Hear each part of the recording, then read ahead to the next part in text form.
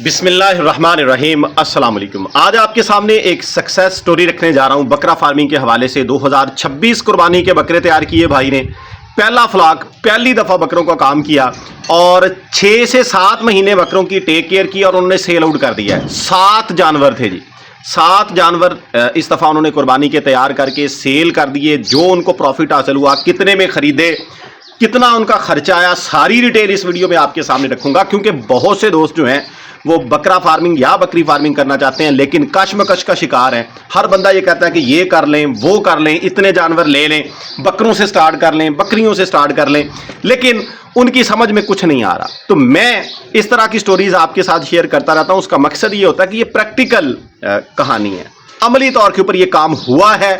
और मैंने जो है वीडियो भी अपलोड की थी कुछ अरसा पहले, जो है तनवीर भाई की, वो भी मौजूद होगी। कुर्बानी के तैयार बकरे वो उन्होंने सेल करने के लिए लगाए थे, वो सेल हो गए हैं। तो उनकी ये मैं सारी डिटेल आपके सामने रखने जा रहा हूं कि कितने में उन्होंने परचेजिंग की और कितने में ये फरोख्त हुए और खर्चा क्या। 7 जानवर थे जी कुर्बानी के, 7 बकरे। कोई उन्होंने 30,000 का खरीदा, कोई 48 का खरीदा, कोई 33 का खरीदा, कोई 32 का खरीदा। ऑन एवरेज वो उनके बकरे जो थे वो 37,000 उनको पड़ते थे। यानी उनकी 7 बकरों की खरीदारी जो है वो 2,60,000 रुपए की थी। आज से 6 से 7 महीने पहले, यानी सर्दी के आगाज से पहले की ये बात है। और सबसे अच्छी चीज उनकी ये थी कि उन्होंने बकरे खरीदने से पहले खुराक खरीद के स्टोर कर ली थी। एक भी दिन उनको सब्ज चारा ला के नहीं डाला, कट करके नहीं डाला। यानी डेली बेस के ऊपर चारा उनके लिए नहीं लेके आए, एक ही दफा खरीद के रख लिया। और बेहतर ये फैसला उनका था कि बकरे बाद में खरीदे या खुराक पहले खरीद ली थी, क्योंकि तब जो है वो खुश्क खुराक मूंगी का भूसा मेरे इलाके के अंदर दस्तयाब था और सस्ते दामों दस्तयाब था। 700 रुपए, 750 रुपए, 800 रुपए मन VIP किस्म का खुला भूसा जो है तब उन्होंने परचेज करके रख लिया। यानी फीडिंग कॉस्ट उन्होंने अपनी मिनिमम रखी, मैनेज किया उसको, तब जाके जो है वो 6 से 7 महीने में एक अच्छा प्रॉफिट अर्न करने के काबिल हुए। तो उन्होंने वो 6 से 7 महीने उनको मूंगी का भूसा ही डाला।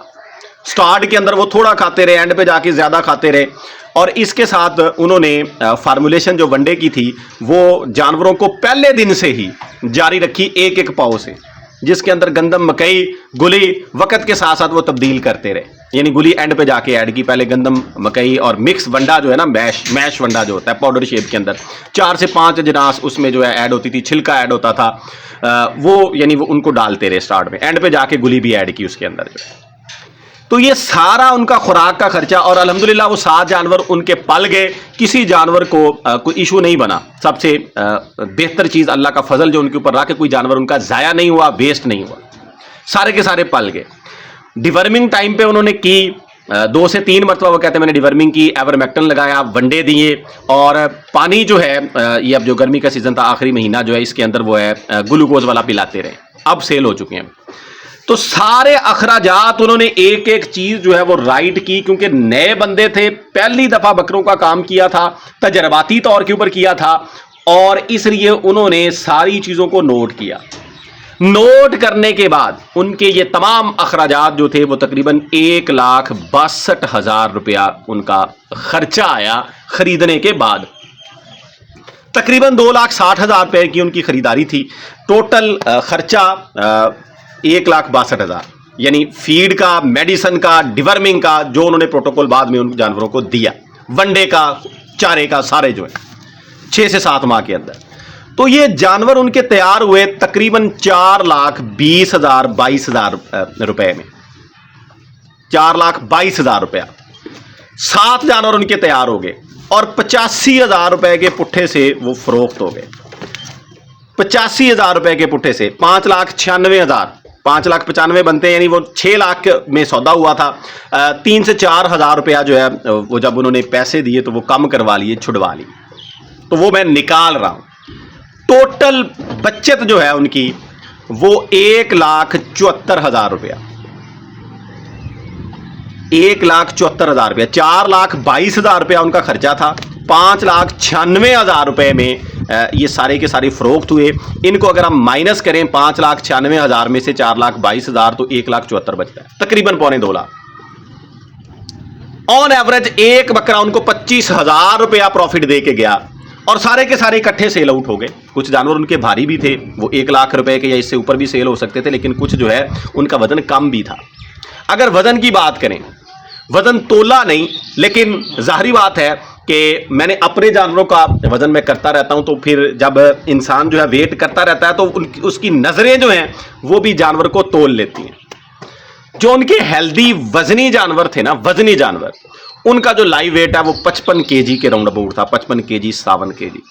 जो जरा हल्के जानवर थे वो 45 केजी के राउंड अबाउट वाले थे, यानी 40 से प्लस थे। तो ये सारे के सारे पुट्ठे के लिहाज से 85,000 रुपए में सेल आउट हो रहे हैं। इसका मतलब ये कि 2,000 के राउंड अबाउट जिंदा जो है 2,000 रुपए में, 2,200 रुपए में ये जानवर सेल हुए हैं।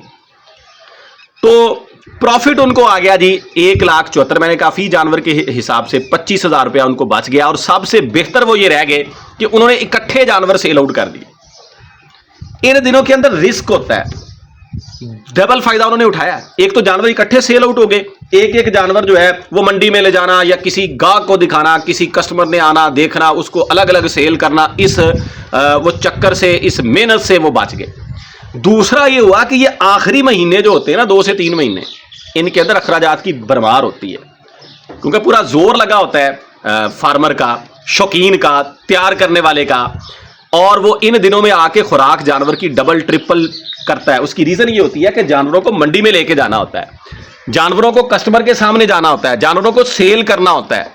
अगर इन दिनों में खुराक जो है वो ज्यादा नहीं करेंगे तो जानवर जो है वो हेल्दी नजर नहीं आएंगे, मोटे ताजे नजर नहीं आएंगे। आपने अक्सर ये देखा होगा कि कुर्बानी से अगर 6-7 महीने पहले हम जानवरों को देखें तो वो जानवर बिल्कुल ढीले ढाले से, मैं अक्सर देखता रहता हूं क्योंकि मैं शौकीन हज़रात के पास जाता हूं, वो कमज़ोर से नज़र आ रहे होते हैं। अचानक रमज़ान शरीफ गुजरता है, कुर्बानी का सीज़न आता है, कुर्बानी के करीब जाके वो हड्डियों का ढांचा जो जानवर होते हैं वो पहलवान बन के सामने आते हैं। रीज़न खुराक होती है।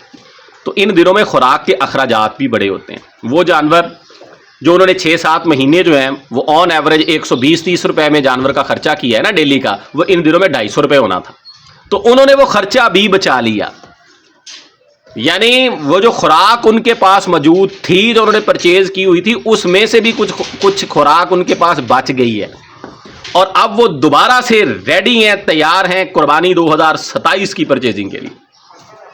यानी उनका जो पहला तजर्बा था वो सक्सेसफुल रहा और उसकी बुनियाद के ऊपर वो ये कह रहे हैं कि मैं अगले साल मजीद बढ़ा के, यानी जानवरों की तादाद को इंक्रीज करूंगा, इन्हांस करके ये काम करूंगा। ये स्टोरी मैं इसलिए आपके सामने रख रहा हूं कि वो बंदे जो कश्मकश का शिकार हैं कि काम करें या ना करें, कैसे करें, आपके सामने ये चीज रखी है कि इतने में खरीदारी की। जानवरों की कंडीशन भी आपने देखी हुई है, नहीं देखी है तो ये कुछ दिन पहले, तकरीबन कह लें कि 2 हफ्ते पहले, 15 दिन पहले जो है मैंने अपने एनिमल सक्सेस यूट्यूब चैनल के ऊपर वीडियो अपलोड की कुर्बानी के तैयार बकरों के हवाले से, फार सेल तनवीर भाई के, जो वो देख लें किस तरह के उनके बकरे थे। और प्रॉफिट की जो रेंज है वो मैंने आपके सामने डिटेल के साथ रख दी। और आगे से देखें वो जानवर इससे महंगे सेल होंगे, क्योंकि वो बंदा जो उनसे परचेज करके लेके गया वो व्यापारी है, उसने जाके सिटीज के अंदर उन जानवरों को सेल आउट करना, पूरी गाड़ी यहां से भर के लेके गए। मेरे इलाके से वो सिर्फ एक बंदे से परचेज करके नहीं लेके गए, 4 से 5 जगह से उन्होंने थोड़े थोड़े जानवर, कहीं से ये 7 इधर से खरीद लिए, 20 एक बंदे से, 15 एक बंदे से, पूरी गाड़ी भर के लेके गए हैं। यानी 70 से 75 बकरा जो है कुर्बानी वाला 2026 वाला वो यहां से लेके गए। उन्होंने आगे जाके जब सेल करना है तो उन्होंने अपना मार्जिन रख के सेल करना है। जाहिर बात है कि वही सवाले से लेके गए, लेकिन जिस बंदे ने मेहनत की थी उसको भी उसका फल मिल गया। अब वो दूसरे बंदे के पास चले गए हैं, वो अपने लिहाज से, अपने तरीकेकार से मेहनत कर रहा है तो उसको भी फल मिलेगा।